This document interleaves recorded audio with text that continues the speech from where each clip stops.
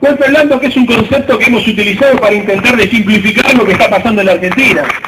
Algunos están de acuerdo, otros no, pero de lo que estamos todos de acuerdo, creo yo, es que estamos viviendo un proceso donde las relaciones de poder se empiezan a redefinir. Y donde de alguna manera los poderes corporativos, los poderes fácticos, intentan decondicionar a la política y a la democracia. ¿Y cómo respondemos a esto? Con participación política, ocupando el espacio público, reivindicando nuestro rol de ciudadanos, reivindicando nuestro rol de militantes políticos y fundamentalmente haciendo honor a la política. La política tiene que tensionar el sentido común, tiene que proponer, tiene que movilizar. Y en el primer lugar donde se da esta movilización es en el campo de las ideas. Cuando hablamos de golpe blando, o cuando hablamos en realidad de asedio a la política, ¿de qué estamos hablando? Del intento de construir una restauración conservadora. Una restauración que de alguna manera vuelva a plantear los ejes en los términos que la política se discutía en la década de los 90, donde los grandes grupos económicos, los grandes grupos mediáticos, asociados ahora con sectores importantes de la corporación judicial y viejos agentes de los servicios de inteligencia, intentan permanentemente condicionar y extorsionar a la política. Por eso es que para nosotros es tan importante esto, esta reunión, la posibilidad de discutir y de pensar en voz alta. Si nosotros no somos capaces de recuperar la reflexión colectiva, probablemente volvamos a sufrir una derrota.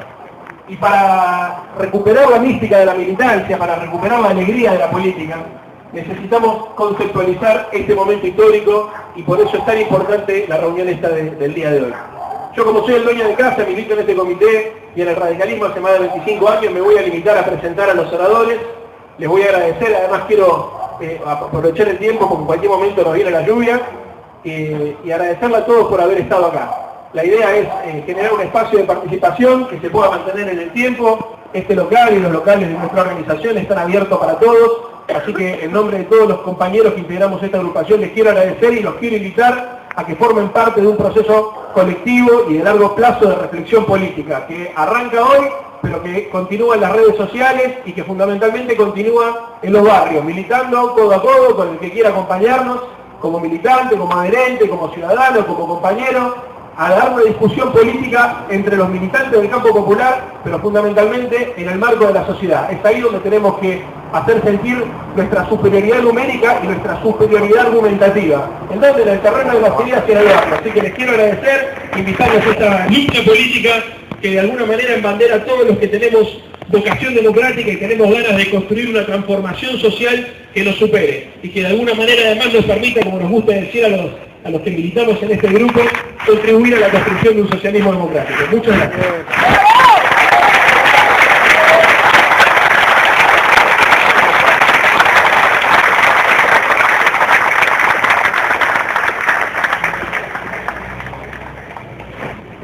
Bueno, buenas noches a todos y a todas. Se sentaron a la derecha por ser más facho siempre.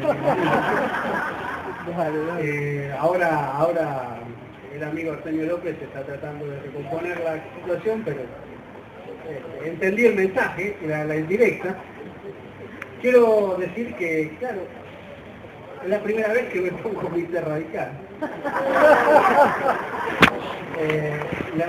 Pero lo digo sorprendido, porque no entiendo por qué no me invitaban antes a un comité radical, a una casa radical, justo se larga la lluvia.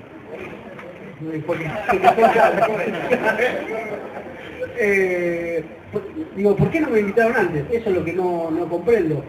Digo, ¿y por qué no comprendo por qué no me invitaron antes? Porque no considero que haya dicotomías irresolubles entre el peronismo y el radicalismo, más allá de las miradas que uno pueda tener sobre los distintos procesos históricos. Yo miro el colorado de las banderas y llueve y el pueblo no se mueve, cantamos.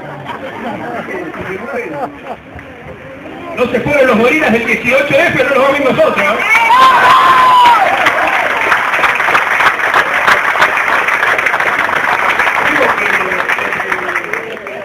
Desde el colorado de las banderas, que es el colorado federal, aunque muchos no quieran reconocerlo, desde mi nombre, Leandro, que es mi segundo nombre, que mis viejos me pusieron, mi viejo me puso el nombre de Leandro Alén, Quiero aclarar que le dije a Leandro que iban a venir mis viejos y mis tíos para que hubiera más gente. La mitad de todos ustedes son familiares míos.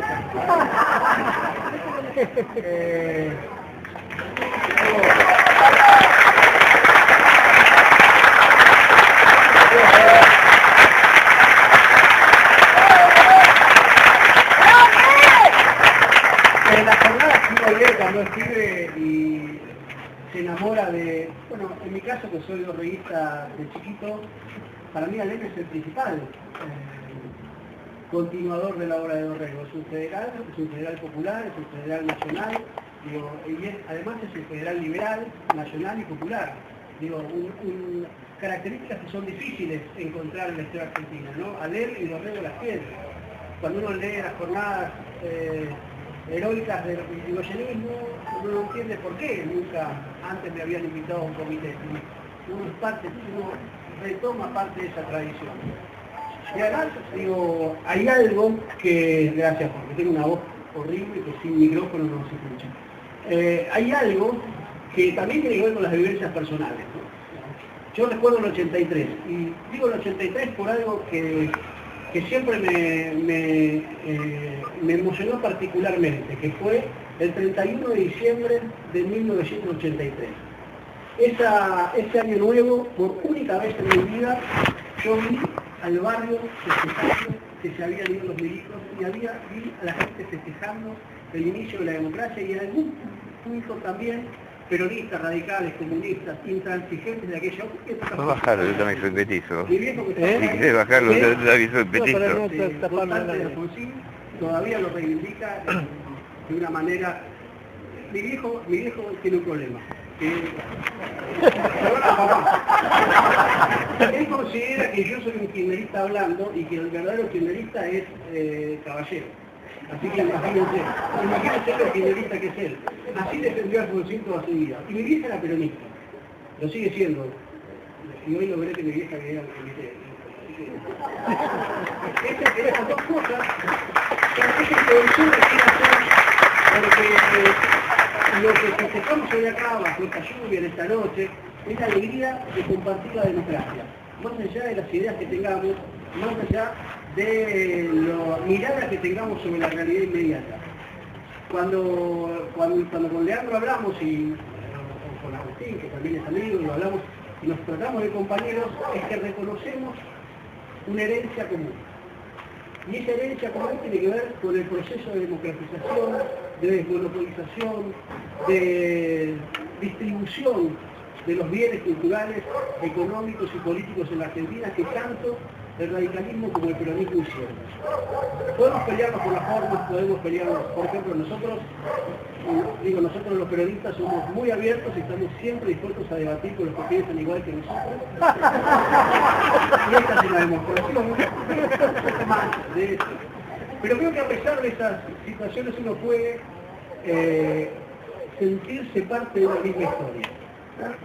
Digo, ¿por qué parte de una misma historia? Porque cuando Leopoldo habló del golpe blando, en realidad estamos compartiendo historias. Porque estamos compartiendo el 89. Estamos compartiendo el 30. Estamos compartiendo incluso aquellas jornadas espantosas de junio del 66, aun cuando a nosotros no nos dejaban votar. Digo, nosotros, yo era muy chiquito, pero...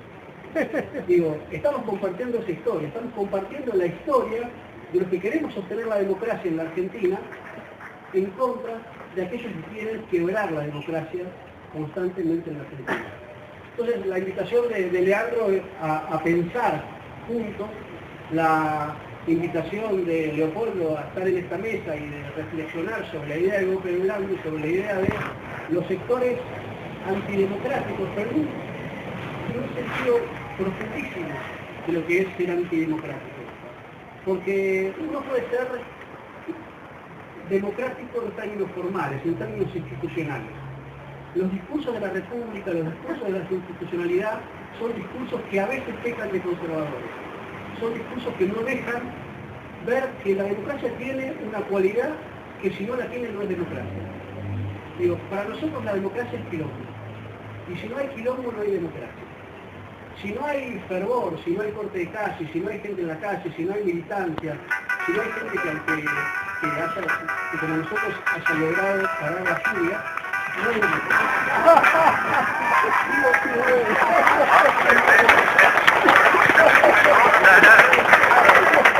como a tesoros de buenas personas que usaban flores para regalar.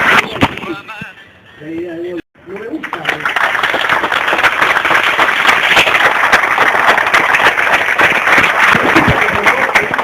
Aquellos que defienden a la dictadura militar, incluso la causa de los que apropiaron bebés. No me gusta que convoquen a la marcha, que hay un amigo, Patricio Grock,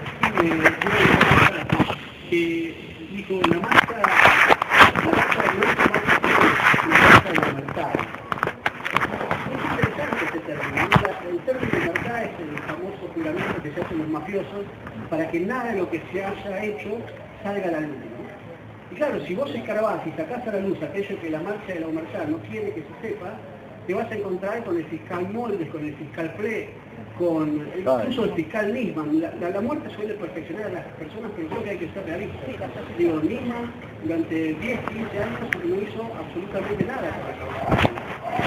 Y esto hay que decirlo, en algún momento hay que decirlo y hay que empezar a decirlo, porque si no, compramos la ficción de un héroe que, como en el cuento de Borges, no era otra cosa que... Bueno, en el cuento de Borges el héroe es un traidor. Yo no quiero ser tan duro conmigo, creo que tampoco no era un traidor.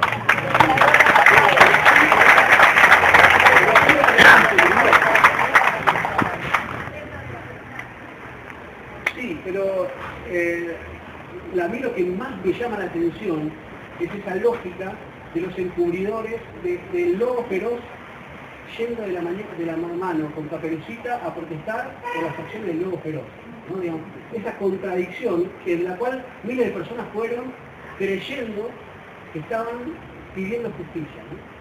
La palabra justicia es una palabra espantosa en el sentido que es un significante que se puede llenar de distintas formas, pero hay algo que era contradictorio en sí mismo. Pedir justicia por un suicidio es algo que rompe la lógica de cualquier lenguaje y rompe la lógica de cualquier razonamiento, ¿no? Un posible suicidio no puede ser investigado desde el pedido de justicia.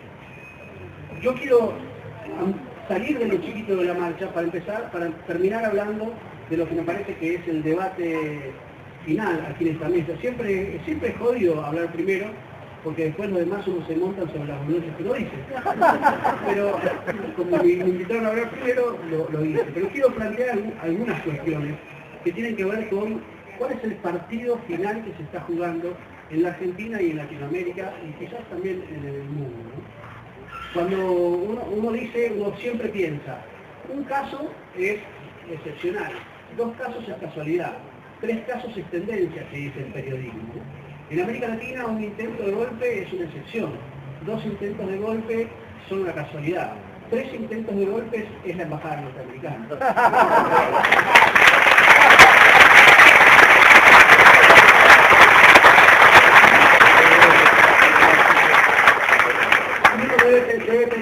Debe pensar que ahí se juega un partido similar. No quiero ser exagerado, pero hay olor a septiembre del 73 en América Latina. Hay olor a cambio de planes de Estados Unidos para América Latina. Y eso tiene un correlato en cada uno de nuestros países. Y en Argentina el correlato es la posibilidad de estabilizar y de destituir presidentes.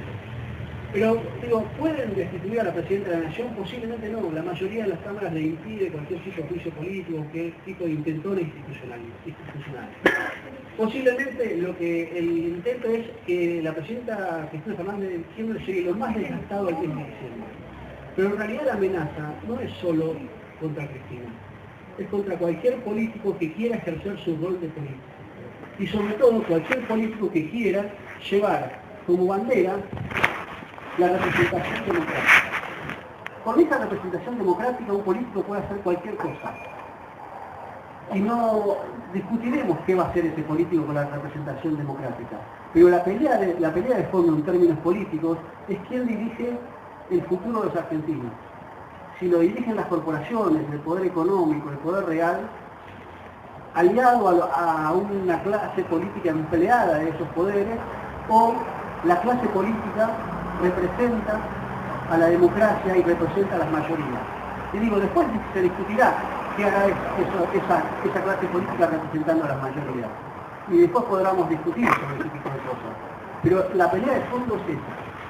En el fondo, lo que se discute es quién dirige la batuta. Si la batuta la dirige la política, si la dirige la mayoría, y cuando digo la política digo cualquier sector que represente a mayoría, o la dirigen un par de poderosos cuya cualidad puede rimar tranquilamente con la palabra batuta, ¿no? Para terminar, porque no quiero seguir robando cámaras, igual es lindo hablar para radicales.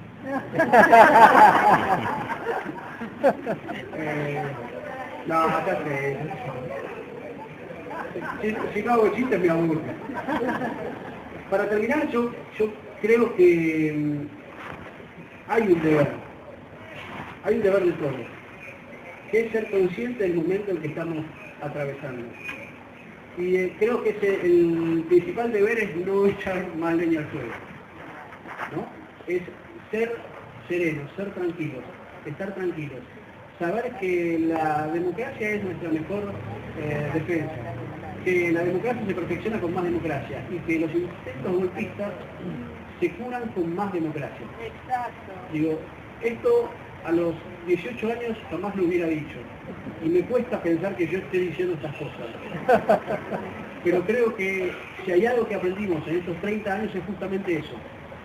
Que las mayorías tienen como gran herramienta de transformación y como gran herramienta de pelea y discusión con los poderes reales, la democracia. Sin la democracia gobiernan los poderosos. Sin la democracia gobierna Mañeto. Sin la democracia gobiernan Techín. Sin la democracia gobierna la sociedad rural. Y uno cuando piensa en estos, piensa en aquella historia compartida, ¿no? Los enemigos del admirado Alfonsín por mi padre era Mañeto, era la sociedad rural, era Techín. Los mismos enemigos que tiene el kirchnerismo. Los enemigos de mi enemigo son mis amigos.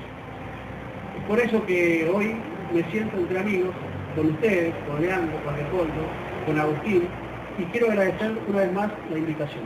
Gracias.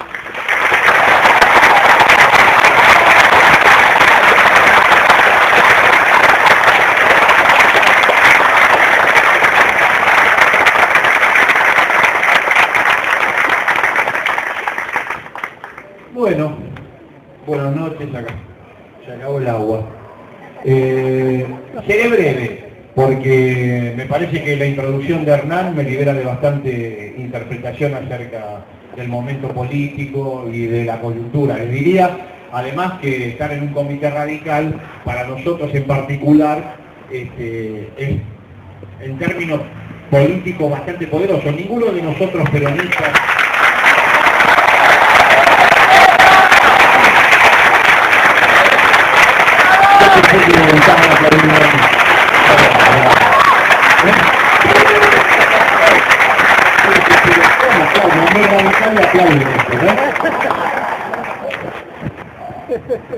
Para nosotros es importante porque sin la figura de Raúl Alfonsín en el 83, ninguno de nosotros peronistas que nos hicimos peronistas en los 70, pero luego asumimos como propia la renovación, hubiera podido serlo. El peronismo es lo que es hoy, y el kirchnerismo es una fase de ese peronismo renovado, también por el influjo de la figura de Raúl Alfonsín. En ese sentido, que un reconocimiento, no a la figura demócrata y estadista de Raúl Alfonsín, sino de lo que implicó al interior del peronismo la figura de Alfonsín, que no fue menor, más allá de que, bueno, no esté demasiado explicada esta circunstancia. Y luego, con respecto al momento que estamos viviendo, lo describió muy bien Hernán, seguramente Leopoldo lo va a profundizar. Efectivamente, estamos en un momento crítico. Creo que hay un intento de desestabilización claro sobre el gobierno nacional. Creo que el objetivo de esta desestabilización es, por un lado, desacomodar el proceso socioeconómico, pero después impactar sobre la figura de la presidenta. Creo que lo hacen sabiendo y explícitamente porque el liderazgo que ejerce Cristina va a perdurar más allá de la cuestión institucional del 2015. Saben que ahí tienen un núcleo de poder popular y democrático que necesariamente deben intentar demeritar, y en eso están.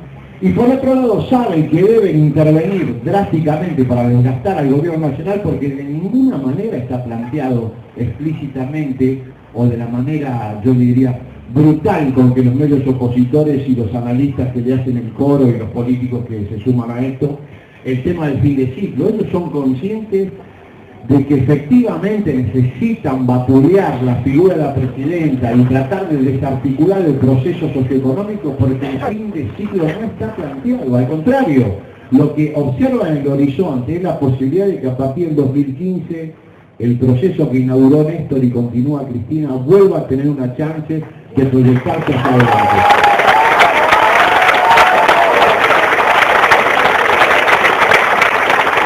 Nadie quiere desgastar a un desgastado ni matar a un muerto. Ellos saben muy bien que lo que tienen por delante es un proyecto vigoroso que está comenzando a resolver problemas socioeconómicos importantes. Efectivamente, el horizonte socioeconómico del 2015 está bastante mejorado con respecto al 2014, pero que por otro lado, 12 años de gestión han construido un acompañamiento electoral que se desvinculó relativamente de la coyuntura socioeconómica.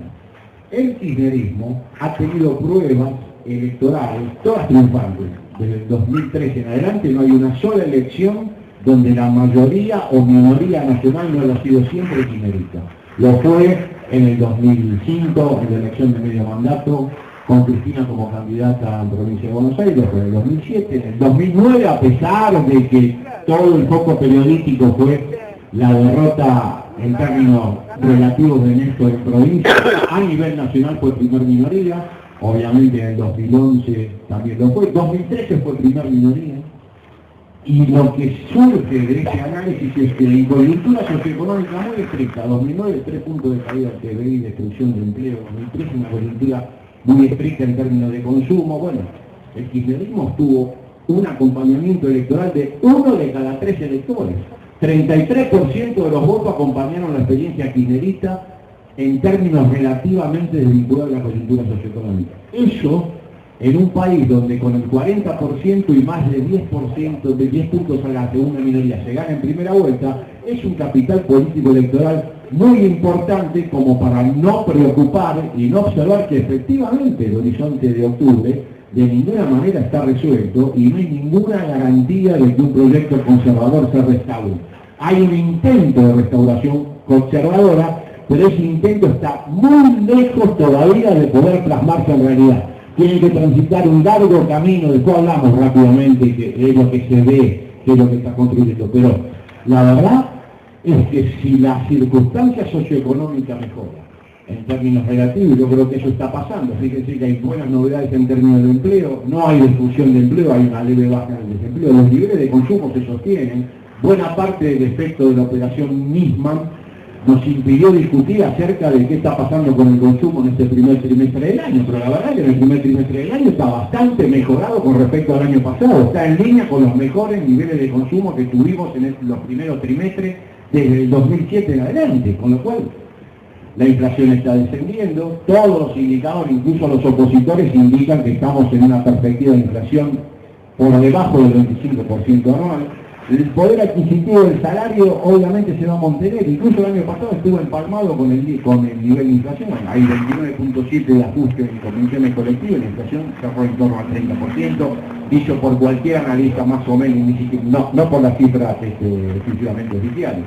Este año no creo que haya pérdida de poder adquisitivo, de hecho las primeras paritarias de los docentes de capital, lo que se está conociendo, está bastante por arriba de la inflación esperada, con lo cual no hay nada que haga suponer que los niveles de consumo cedan. El consumo y el empleo para el kirchnerismo son dos indicadores fuertes para el sostenimiento del crecimiento económico. O sea, en términos socioeconómicos, la verdad es que la asunción de Axel Kicillof del Ministerio de Economía ha producido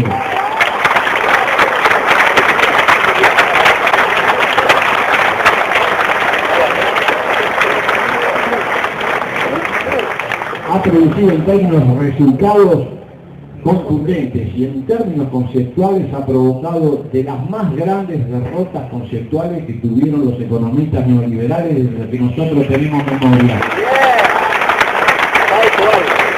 Ha desarticulado uno a uno y los núcleos de sentido del discurso neoliberal que se pusieron en forma en el 2013 y con su labor cotidiana y con un perfil relativamente bajo ha logrado, hoy ya prácticamente no se escuchan, desmoronar todo lo que eran certezas en el 2013. Ustedes se acuerdan, el escenario apocalíptico del dólar de 17 pesos de dólar, planteaban como salida, hoy está más desempleo, una crisis socioeconómica profunda, un quiebre en el crecimiento económico profundo, bueno, de esto, el empobrecimiento, la verdad, nada de eso ha pasado, y al contrario, tenemos una perspectiva muy mejorada, aún sin haber claudicado frente a las pretensiones de los fondos buitres.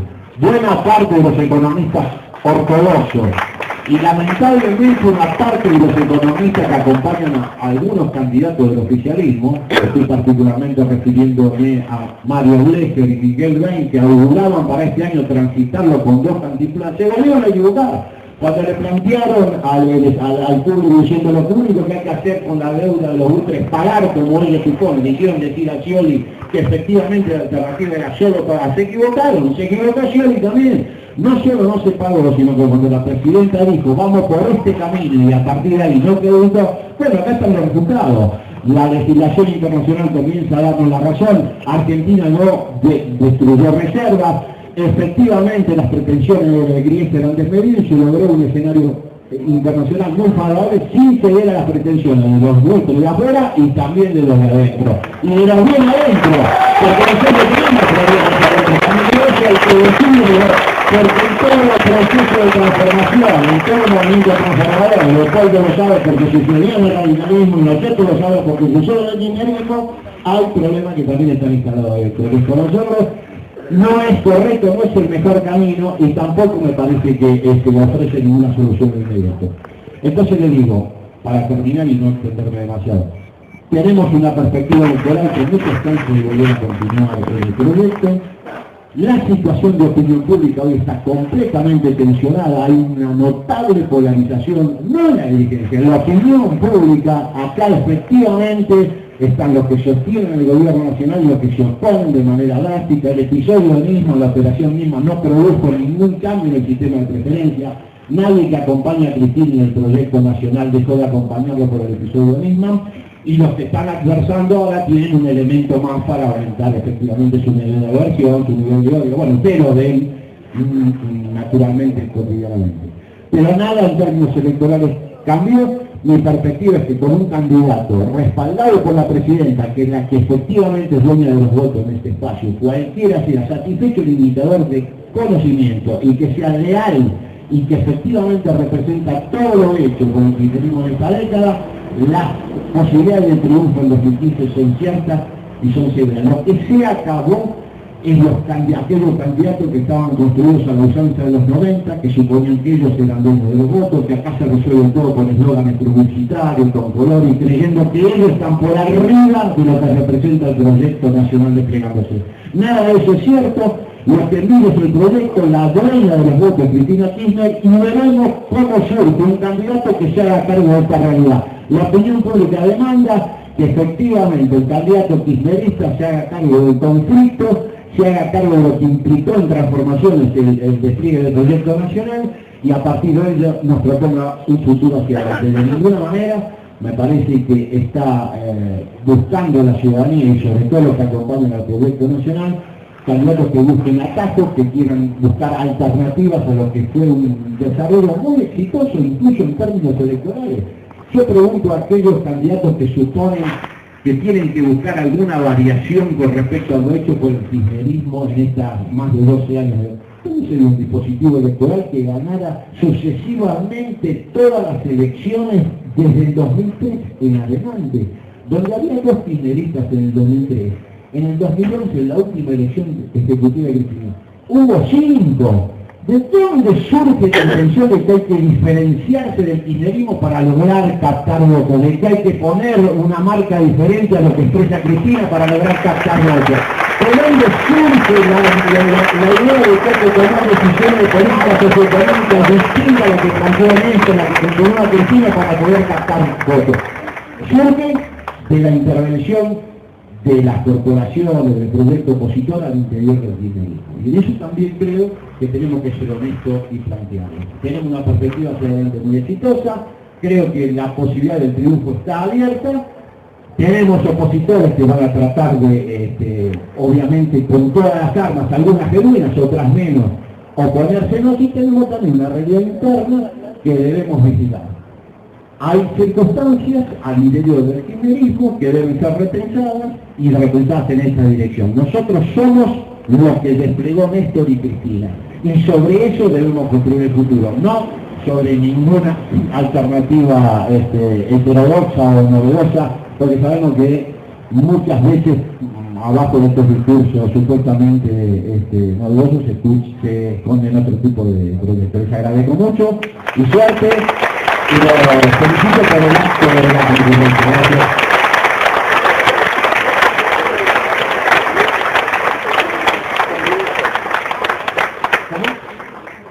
Sí, acá Hernán está con que la mitad son familiares. Dos cosas, así. El choripán no es monopolio del peronismo, acá adentro después también tenemos. Lo popular tiene manera chorizo sin pensarlo con nosotros. Vamos a hacer por orden de llegada, le vamos a dar la palabra al pueblo Boró.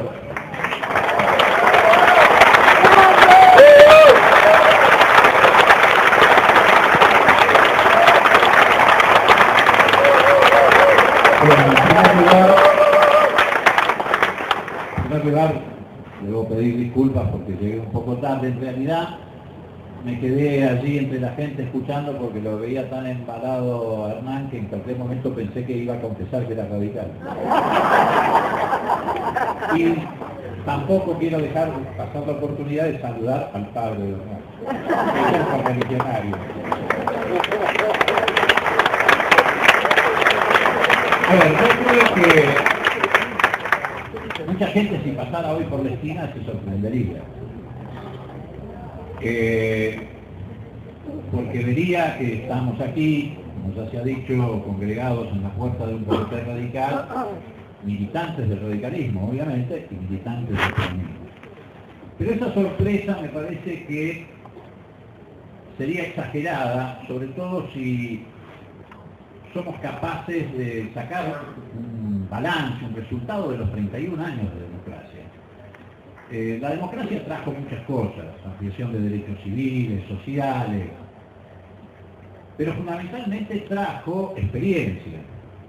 El hecho de que ininterrumpidamente durante 31 años hayamos ejercitado la democracia nos ha permitido recoger enseñanzas. Y también establecer similitudes. Yo creo que es muy fácil encontrar un parentesco entre lo que fue la experiencia del alfonsinismo y la del kirchnerismo.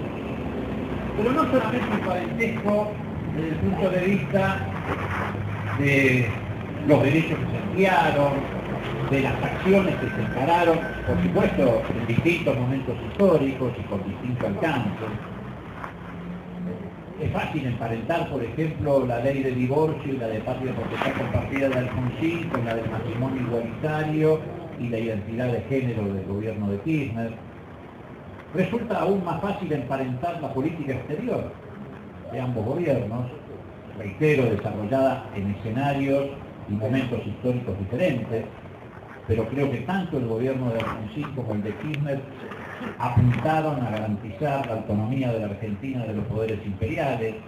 Por eso la imagen de Alfonsín en los jardines de la Casa Blanca, tirando el discurso que llevaba preparado oficialmente y, digamos, castigando duramente a Ronald Reagan, entre otras cosas, por la pretensión de invadir Nicaragua, es bastante asimilable a la imagen de Néstor Kirchner en Mar del Plata diciéndole a Bush no al ALCA.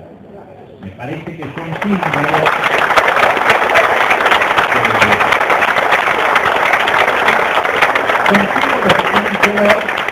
con convicciones nacionales, populares, progresistas, democráticas. También puede emparentarse la política de derechos humanos. La decisión de Alfonsín de juzgar a las juntas, de crear la CONADEP, que hasta el día de hoy provee de buena parte de la información que los fiscales llevan adelante en los juicios a los genocidas, y la decisión de Néstor Kirchner en un momento histórico distinto de profundizar esa política de derechos humanos, extendiendo no solamente los enjuiciamientos a los que fueron responsables de la política de represión, sino también incluso a los cómplices civiles, habla de una continuidad, no solamente en el pensamiento, sino en la acción. Y tal vez en cualquier terreno que exploremos nos vamos a encontrar con estas similitudes, con este parentesco. Pero creo que hay algo que los emparenta que es más profundo, que es precisamente el concepto de la política, es decir, creo que tanto el kirchnerismo como el alfonsinismo, o al revés, por razones de cronología histórica del alfonsinismo y el kirchnerismo, entendieron que no había ninguna posibilidad de transformación si no era a partir del protagonismo de la política. Comprendieron que la democracia, que tiene una tensión natural, aquí en cualquier lugar del mundo, con los poderes fácticos, con las corporaciones, solo podía triunfar si triunfaba la política sobre esos poderes fácticos y esas corporaciones. En esa batalla unos y otros han tenido triunfos y han tenido derrotas. Pero en el balance que podemos sacar de estos 31 años de democracia, que es el mejor sistema que se conoce porque es el único que se perfecciona a sí mismo, es que hoy nos encontramos con una democracia más fuerte, de mayor densidad. Y creo que otra de las similitudes tiene mucho que ver, en primer lugar, con el sujeto social que supieron construir el alfonsinismo primero y el kirchnerismo después. Kirchner convocó a muchos sectores medios de la sociedad, sectores de centro-izquierda, sectores progresistas, sobre todo francos y juveniles. Alfonsín fue el puente que unió esos sectores con el radicalismo. Probablemente nunca esos sectores se hubieran acercado al radicalismo porque lo veían como un partido de statu quo, más bien de tendencia conservadora, lo fuera o no lo fuera en otro momento histórico, pero era la percepción. Y Kirchner incorporó esos mismos sectores y hizo un puente para que se unieran con el peronismo. Probablemente esos sectores de la sociedad, a partir de las experiencias y sobre todo la de la década del 90, jamás se hubieran acercado al pescotismo, pero sí se acercaron al peronismo. Por eso yo digo que ahí también hay un parentesco. Y también lo hay en cuanto a la capacidad que tuvieron unos y otros, Alfonsín y Kirchner, de romper tabúes. Alfonsín rompió el tabú de que no era posible estabilizar la democracia. Se había intentado en muchísimas oportunidades. Pero la experiencia de Alfonsín, precisamente apoyado en este sujeto social, hasta que le dio el cuero, le permitió garantizar la estabilidad democrática. Y Kirchner rompió el tabú de que en la política argentina había dos temas que no se podían discutir, que es la inclusión social y la deuda externa. Y también lo hizo apoyado en esa construcción, en ese sujeto social. Y además tienen una similitud que es muy importante y que me parece que marca una característica. Alfonsín, Kirchner y Cristina fueron tres presidentes militantes de la política. Militan en la política.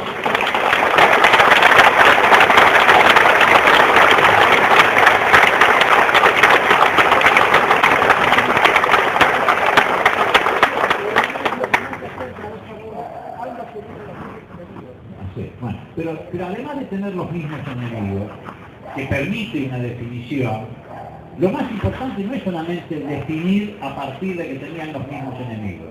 También hay que definir que hay coincidencias porque tenían los mismos objetivos. Y los tuvieron que llevar adelante, reitero, en distintos momentos históricos. Porque creo que eso define una nueva identidad política en la Argentina. Si nos quedáramos solamente con la idea de que Alfonsín o el alfonsinismo y el kirchnerismo son parecidos por los enemigos que tuvieron, correríamos el riesgo de creer que son circunstancias de coyuntura.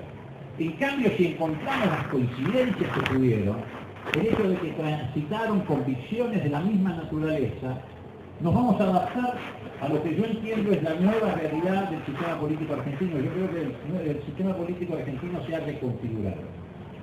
Que nunca más el PJ va a ser lo que fue y que nunca más el radicalismo va a ser lo que fue. Yo creo que el radicalismo tiene la posibilidad de sobrevivir si el alfonsinismo es el radicalismo del siglo XXI, y creo que el peronismo tiene la posibilidad de sobrevivir si el peronismo es el peronismo del siglo XXI.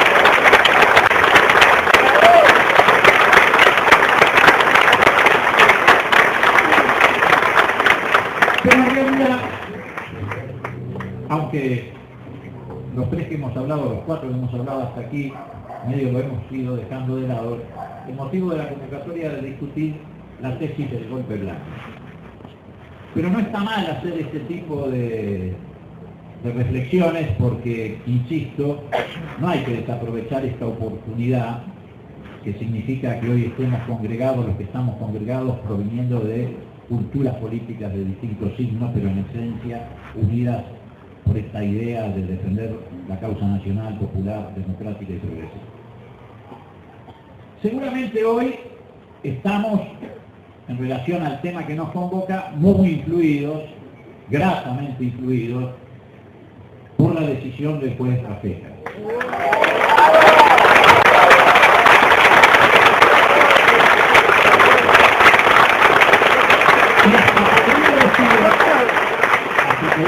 Porque lo venía pensando cuando venía en el taxi por acá, que esa decisión del juez Rafecas hasta puede desmentir la teoría del golpe blando. Porque alguien podrá decir, bueno, pero ¿no ven que un miembro del partido judicial falló en favor del gobierno? Entonces, ¿dónde está el golpe blando? Y yo creo que es exactamente lo contrario. Yo creo que el fallo de Rafecas confirma la idea de que el fiscal Nisman fue el mascarón de proa que intentó generar, a partir de esa falsa denuncia, un estado de conmoción pública para generar desestabilización institucional.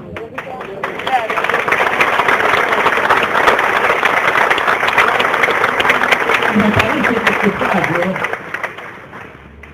que se ajusta estrictamente a derecho, pero que tiene valor no solamente por eso, sino porque además ha sido tomado al margen de la presión de los grupos mediáticos, hegemónicos y corporativos, y que en realidad debió ser previamente la decisión del fiscal policista. Él tendría que haber seguido ese camino que ahora siguió Rafecas. Demuestra palmariamente, definitivamente, que Nisman estaba parado en el centro de un dispositivo que lo controlaba, que lo guiaba, que lo monitoreaba, y que ese dispositivo es un entramado mafioso que reúne a grupos económicos y de medios hegemónicos con ex agentes de servicios de inteligencia y con sectores del Poder Judicial que aportan a ese entramado mafioso el arma de la extorsión. Y creo que se plantearon como objetivo, insisto, crear un estado de conmoción pública. Es cierto lo que dijo Hernán respecto a que se hubieran encontrado con la muralla constitucional, que significa que no habrían alcanzado el número suficiente en ambas cámaras como, por ejemplo, para iniciar el juicio político a la presidenta. Pero también no es menos cierto que sí les estaba empezando a alcanzar para generar un estado de zozobra, para reinstalar la tesis del miedo en la Argentina, para crear la sensación de que Nisman era asesinado por el gobierno de Cristina. Y de allí, si se instalaban estos preceptos o estos conceptos, todo era esperable. Porque la ofensiva mafiosa no se detenía. Y no sé todavía si se va a detener a partir de este fallo en el intento que llevó adelante Nisman a partir de este dispositivo que lo controlaba. tenían cosas por detrás mucho más graves, que reitero todavía no sé si están disipadas.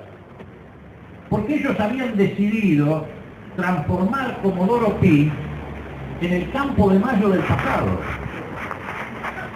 Así como los gobiernos democráticos del pasado tenían que tener siempre un ojo puesto en lo que sucedía en Campo de Mayo, nos habían llevado al terreno de tener que tener siempre un ojo puesto en lo que está sucediendo en Comodoro Pi. Este proceso se gesta objetivamente en el caso específico de la operación de Nisman a partir de la decisión del gobierno de llevar adelante el memorándum de entendimiento con Irán. ¿Por qué? Porque sin lugar a dudas esos pasos podían llevar a un escenario en donde quienes efectivamente fueron encubridores de lo que sucedió en la AMIA se encontraran, ya sea a través de la famosa Comisión de la Memoria de la Verdad, o de la Verdad, perdón, que ese memorándum contemplaba, con juristas que no iban a ser designados ni por Irán ni por Argentina, frente a lo que ya había ocurrido antes con la justicia inglesa, que dijera con toda claridad: acá no hay nada serio. Esta causa está infeccionada desde el primer minuto por los servicios de inteligencia locales, extranjeros, por sectores de la justicia, etc. Entonces yo creo que movieron piezas desde un sentido de autodefensa, que los puso más tensos cuando la Corte Suprema decidió rechazar una petición de Tejeldín para quedar afuera de la causa, porque eso lo volvía a poner a Tejeldín en el banquillo de los acusados, y ellos tuvieron la preocupación de que si esto ocurre, enfrentado a la posibilidad de una cadena perpetua, hablara y revelara lo que sabe acerca del encubrimiento y de quiénes fueron los que participaron efectivamente en la famosa conexión de prensa. Más nerviosos se pusieron, por supuesto, con la decisión de la presidenta de descabezar la CIDE paralela, de lo que además el gobierno y nosotros, todos nos tenemos que hacer cargo. Nosotros tenemos que reconocer que allí hubo un problema. Tal vez originado en la pretensión y en el deseo de esclarecer efectivamente la causa AMIA, pero la creación de esa Fiscalía Especial fue un error. Debemos asumirlo de esa manera. Un error que puede haber sido inducido por la necesidad de encontrar una respuesta, de encontrar la verdad, pero fue un error. Y más nerviosos se ponen todavía cuando 3 días después la Cámara Federal porteña decide instruir al juez Lijo para que de una vez por todas se inicie el juicio oral y público, que creo que tiene fecha para junio, sobre el encubrimiento. Es decir, yo creo que intentaron una maniobra para encubrir el encubrimiento.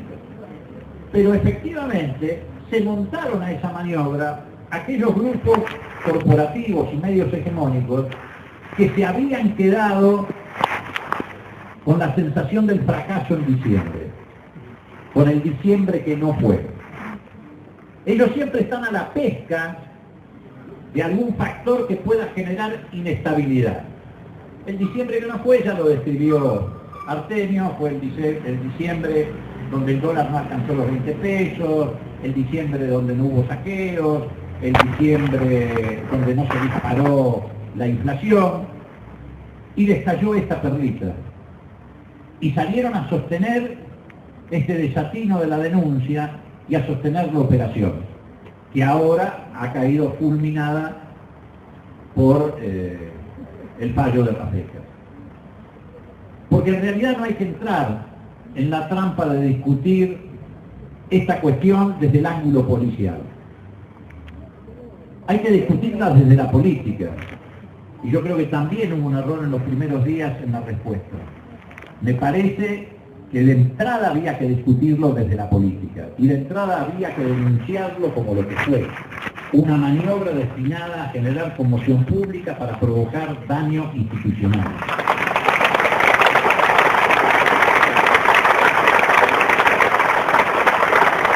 Ahora, en todo caso, con el fallo de Rafecas, que pone las cosas en su lugar, lo que sí hay que hacer es más que nunca apuntalar la investigación que está llevando adelante la fiscal Fein, a quien le quieren arrebatar a toda costa la causa para llevársela a la justicia federal y clandestinizarla en este ámbito mafioso.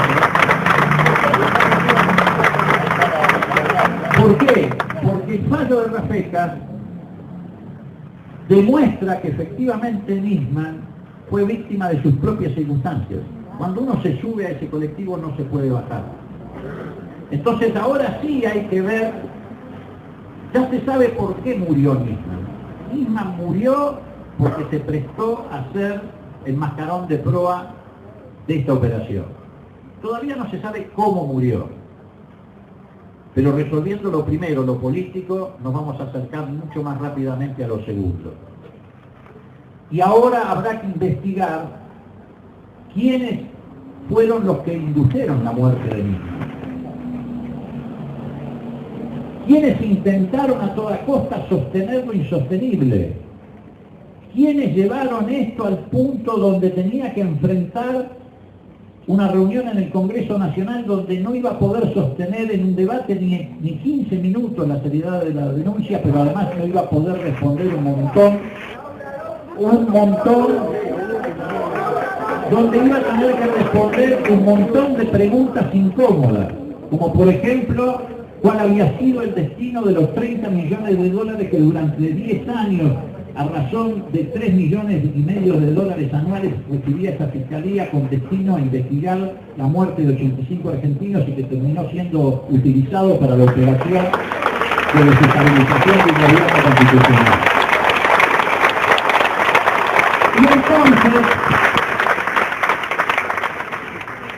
la discusión que viene ahora, en todo caso, saldada la discusión política, es quiénes fueron los que lo indujeron.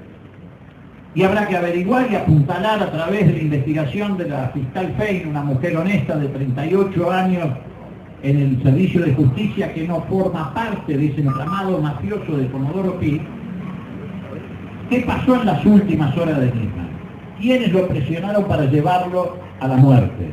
Si las diputadas, si la periodista de Clarín que confesó que lo había vuelto loco con los WhatsApp, si los elementos de los servicios de inteligencia. Ahora les toca a ellos responder sobre la responsabilidad de la muerte de Nisman.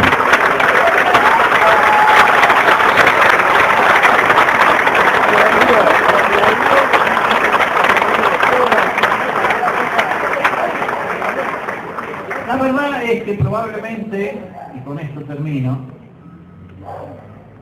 resulta una discusión eterna saber si esto es o no un intento de golpe blando, hasta dónde alcanza el concepto de golpe blando.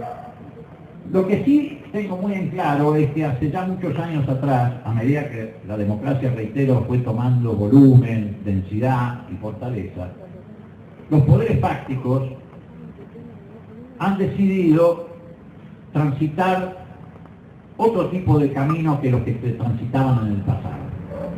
Hace 4 o 5 años atrás, cuando en la Argentina estaba en plena discusión la ley de medios, en Estados Unidos un organismo que no casualmente reúne a representantes del Poder Judicial de Latinoamérica con editores de medios, hizo uno de sus habituales encuentros en Miami, a los que por supuesto concurrieron algunos de los que hoy aparecían como convocando la marcha por verdad y justicia del 18 de febrero, algunos de los fiscales, y también algunos jueces.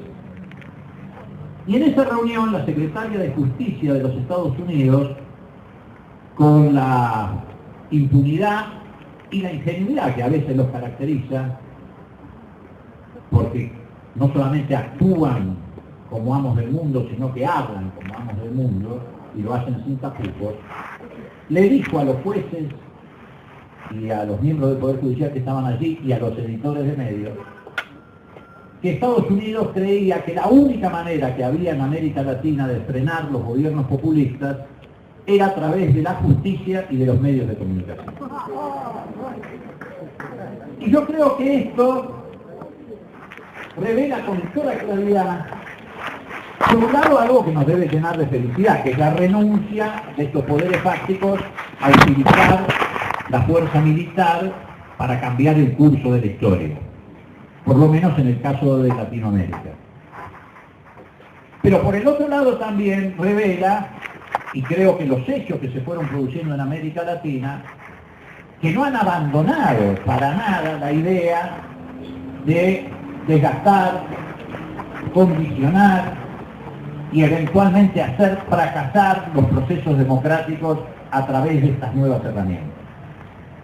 Y como veo que en estos tiempos, y me parece que es una buena oportunidad para que lo vea el conjunto de la sociedad argentina, en nuestro país se han conjugado estos dos elementos, porque se entusiasmaron tanto que han sacado a la superficie muchas cosas que nosotros veníamos intentando demostrar y que no hemos podido, como por ejemplo la corruptela que hay en un sector de la justicia federal.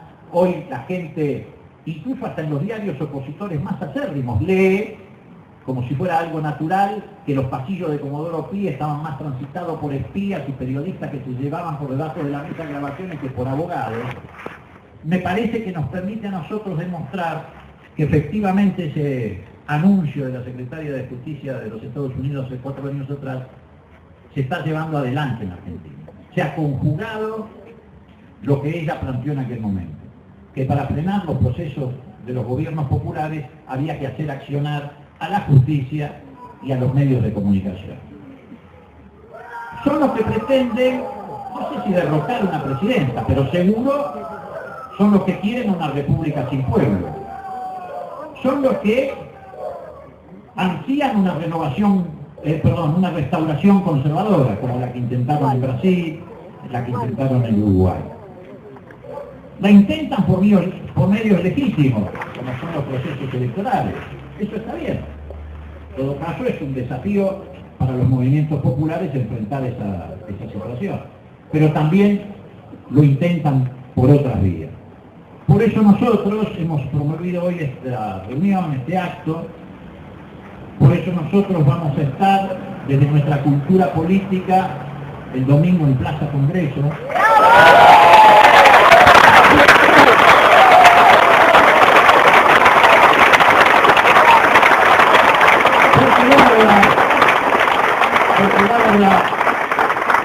Es que frente a esta circunstancia que vivimos, no podemos dejar de rememorar aquella fotografía que yo creo que significó un quiebre en la política argentina muy importante, de Semana Santa, cuando en el balcón de la Casa Rosada estaban Alfonsín y Cafiero codo a codo, enfrentándolo un intento golpista. En aquel momento, el dilema era democracia o dictadura. Hoy el dilema a resolver con la participación del pueblo es democracia o mafia. Y nosotros tenemos claro que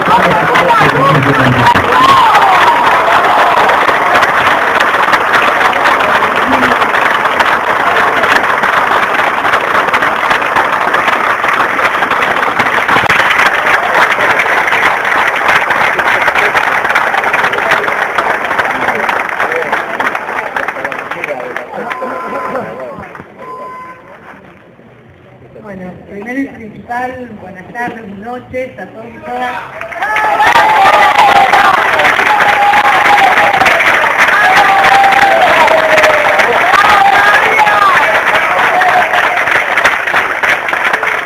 Yo también pido disculpas por la demora y a ustedes y sobre todo a quienes no pude escuchar, que habitualmente es un gusto escucharlos porque explican mucho y muy bien.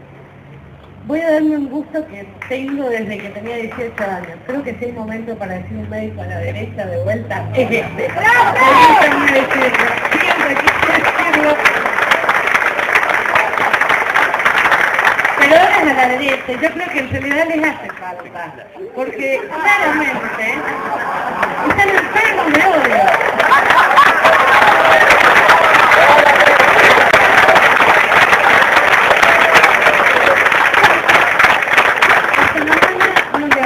Con una nota de Luis Majul, donde uno nace con el coeficiente que nace, ¿qué le va a hacer?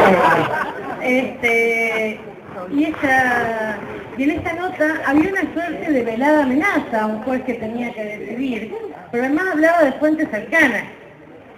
Cercanas a qué no nos queda claro, porque 6 horas después de haber salido del diario, las fuentes cercanas se habían vuelto muy lejanas, al menos de la verdad. Y creo que esto es importante, las reacciones posteriores, porque hace pocos días vimos cómo se embanderaban muchos detrás del cartel de justicia. No es justicia, es poder judicial. Son hombres y mujeres que imparten una idea democrática de justicia.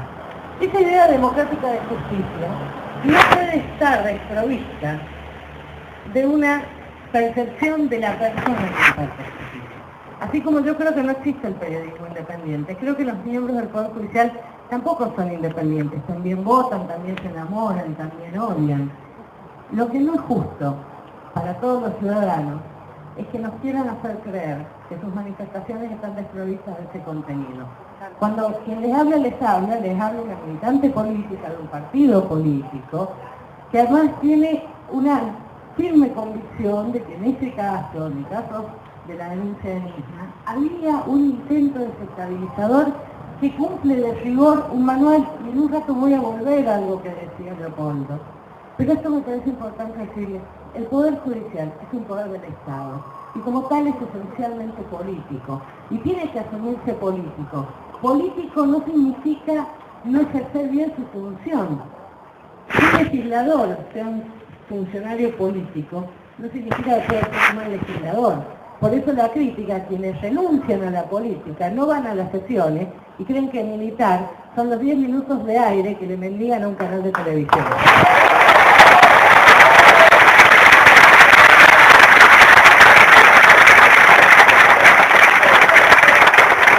Eso no es política, eso es otra cosa.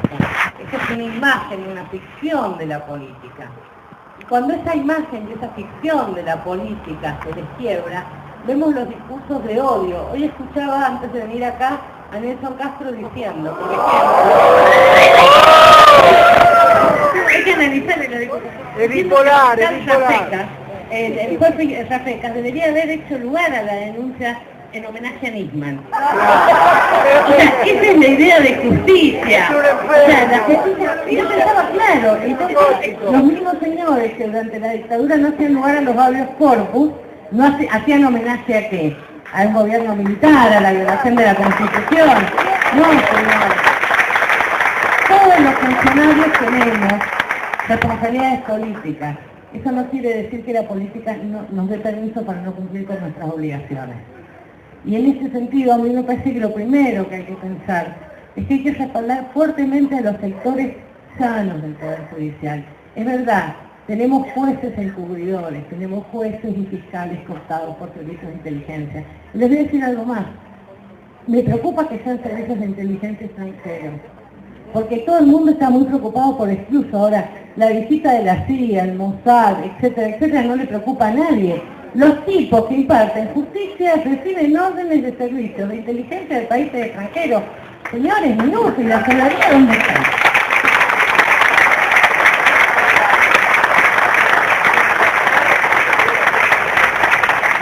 Y por el otro lado están los otros jueces y los otros fiscales. Los jueces que avanzan en los delitos de lesa humanidad. Los jueces que avanzan, los pocos jueces que se animan a ir contra el poder permanente. Hace poco discutíamos con muchos amigos y yo después se me ocurrió una idea que la quiero llevar adelante, es comparar cómo avanza en Argentina la investigación de los delitos económicos, los que involucran al poder permanente, los que involucran desde el megacanje al HBP, en relación a cómo avanzan la investigación de los delitos políticos, no buscando impunidad para los delitos políticos, sino para demostrar que hay relaciones endogámicas entre el poder económico, que es permanente, y el único poder del Estado, que también es permanente, que es el Poder Judicial. Porque ellos se sienten distintos, porque ellos permanecen. Los políticos, los representantes, los dirigentes institucionales vamos y venimos, porque usamos la democracia.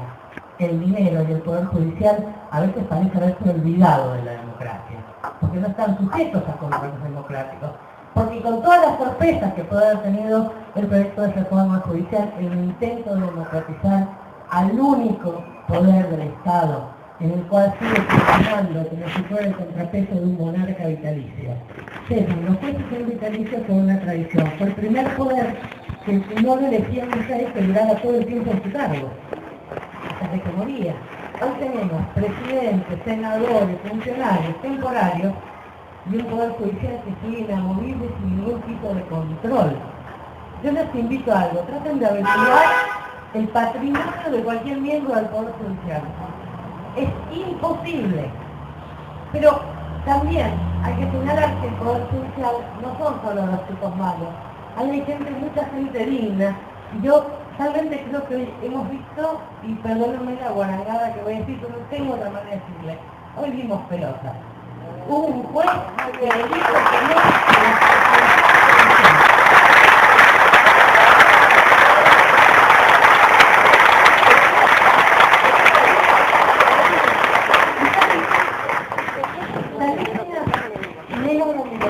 Pero no viene diciendo para el suplemento allá en Mar del Plata, hizo esto cuando le dijo no al alto.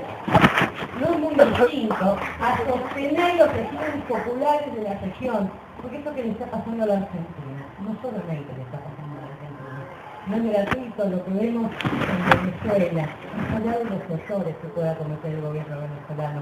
No es distinto a lo que le pasó al Hugo no le sacaron las votos. A nosotros nos sacaron los votos de una legislatura que decidió dar un golpe de Estado.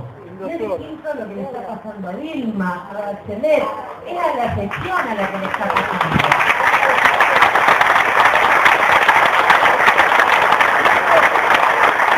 Me parece que es importante que vean esto, porque se encastra con lo que decía perfectamente Leopoldo.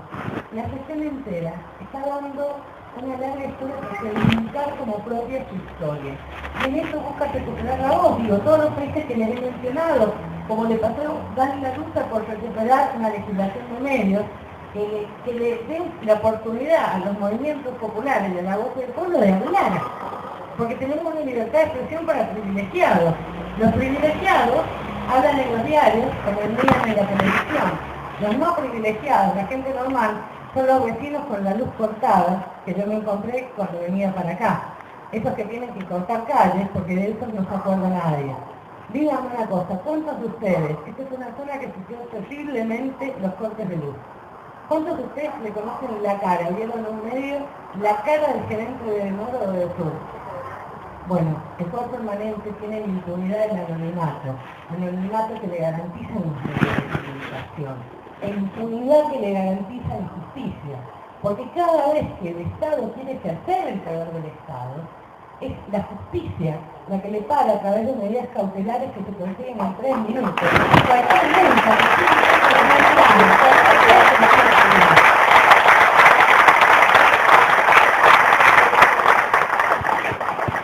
Y esto me parece importante señalarlo hoy, porque yo sí creo que estamos frente a enormes maniobras desestabilizadoras.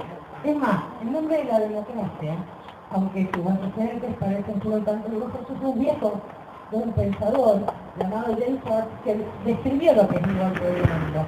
E hizo un pequeño manual de cómo debe ser ese golpe de mando. Yo los invito a buscarlo, porque realmente describe paso a paso lo que está pasando en la Argentina. Empieza con desestabilización económica y política, el funcionamiento que en eso tiene el tercer sector. Yo decía, por ejemplo, para darles un ejemplo, y voy a ser honesta, probablemente no era mi candidato favorito, pero las 2 impugnaciones más graves que ha recibido Carles, el candidato de la Corte, es no ser mujer y ser muy joven. Es decir, los mismos que gritaban independencia, o sea, los mismos que se callaron con la Corte adicta de los 90, los mismos que reclaman independencia del Poder Judicial, son los mismos que prefieren una Corte incompleta para garantizar mayorías que sean funcionales siempre a la derecha, siempre al poder permanente, siempre los intereses que están en contra del pueblo. Y en ese sentido, tengamos claro algo. Hoy es un día donde estamos aliviados, donde hemos respirado, pero esto es solo parte de un mecanismo que viene armado y que no tiene por objeto solamente esmerilar la figura de Cristina como la gran conductora del movimiento que hoy gobierna. Es una un deliberado proyecto que lo que tiene por objeto es estigmatizar y tratar de poner contenido vergonzante en cualquier cosa que sea nacional y popular. A ver, la teoría...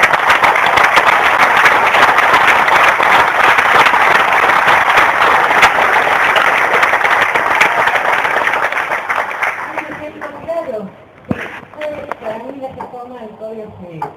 En este país hubo una constitución en 1949 que se derogó por decreto de una dictadura. Ahora, es más fácil cambiar una constitución en la Argentina que cambiar el Código Civil que te dice cómo es un sistema de propiedad. Es más fácil cambiar las reglas de la política, de la democracia, de la república, que animarse siquiera a construir la propiedad de los bienes. Tenemos que llamar los medios de producción. En este país, la superestructura ideológica tolera cualquier cosa, tolera muertes, desapariciones, cualquier cosa, menos la propiedad privada. Y si piensan esto, piensan en la inseguridad, que tomen la cartera. Ahora, perdón, no voy a decir una cuestión típica, pero a las mujeres, ¿hay algo más inseguro que la persona con la que elegiste compartir tu vida? Que hagas en tu casa que tengas todo el derecho. ¿Por qué eso es un drama familiar y no es inseguridad? Si yo tengo una cartera, sé que me la puedo poner dentro de mi casa. Y dejo a mi novio, lo que espero es que me deje, no que me mate. Ahora, la inseguridad que les preocupa no es la inseguridad de la violencia de género, no es la inseguridad de las comisarías donde siguen muriendo pibes. Marchan por un fiscal y no marchan por el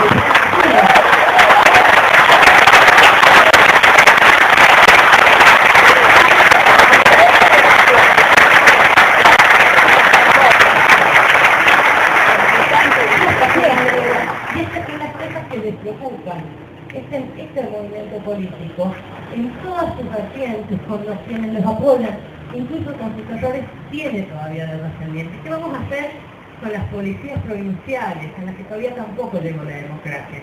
Que trataron de atentar hace 2 diciembre contra la democracia, y que hoy hay un manto de silencio sobre eso.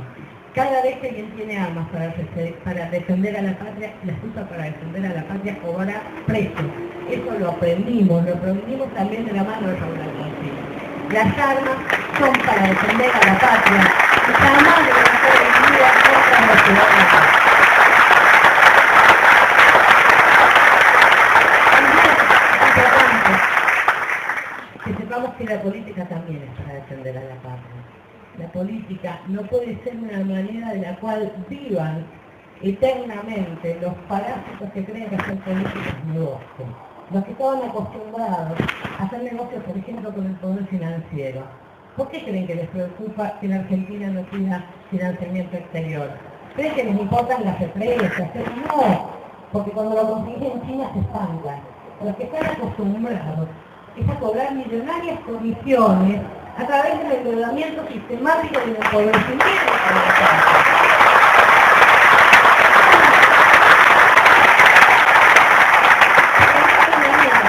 Estado. Puede que grupos económicos y grupos mediáticos sean quienes encabezan el golpe blanco. Pero en el fondo el golpe blanco viene avalado de mucho más arriba, mucho más fuera de nuestra frontera. Tiene que ver con los grandes poderes económicos que además no saben cómo callar a un país que es un leading case en cómo se negocia una deuda. Nosotros tenemos la negociación más exitosa de deuda externa.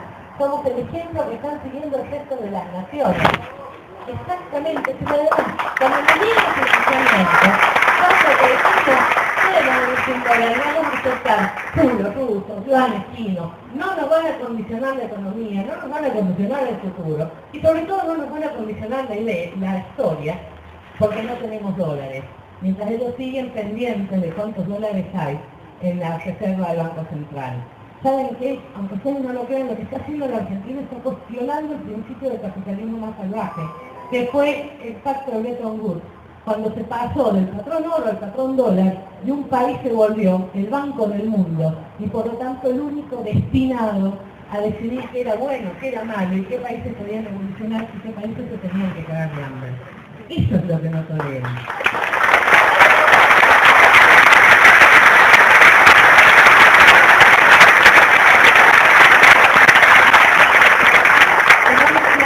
Detrás de esto hay una guerra que ya no usa las armas, usa el dinero, usa los bancos, usa un montón de gente que está muy acostumbrada a mendigar, usa un montón de gente que aunque se dicen patriotas, les importa muy poco la patria, salvo que entiendan con patria lo que tienen guardado en su caja de seguridad.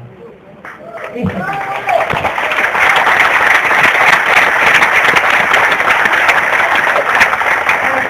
Creo que es importante señalar algo.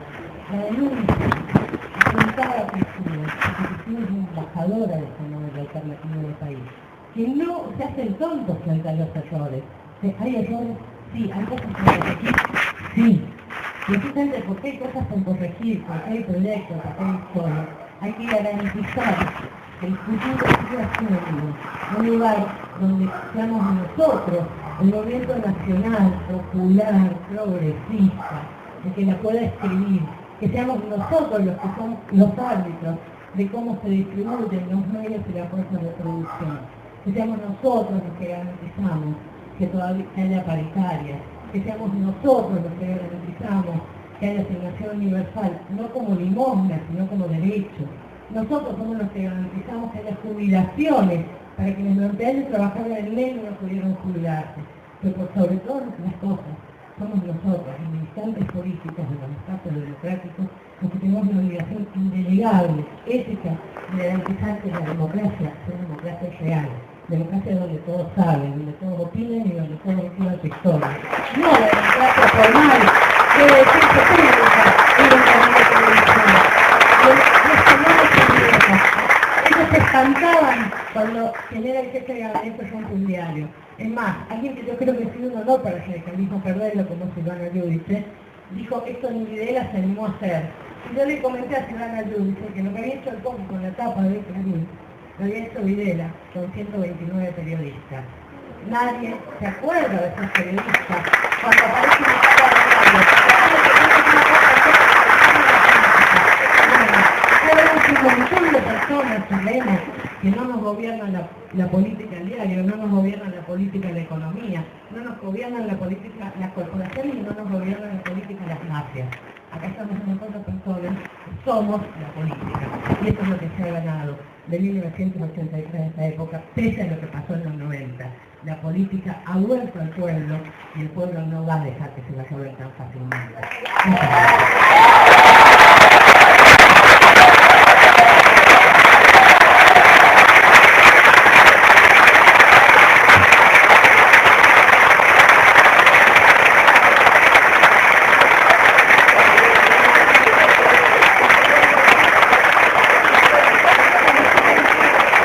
Terminamos por hoy, esta noche, reivindicando la política, ocupando el espacio público. Ojalá les haya servido, a mí en lo personal sí. Tipos lúcidos, gente lúcida, con vocación de provocar el debate, y eso es lo que necesitamos, y ojalá estemos en condiciones de poder reproducirlo en la calle. Gracias por venir.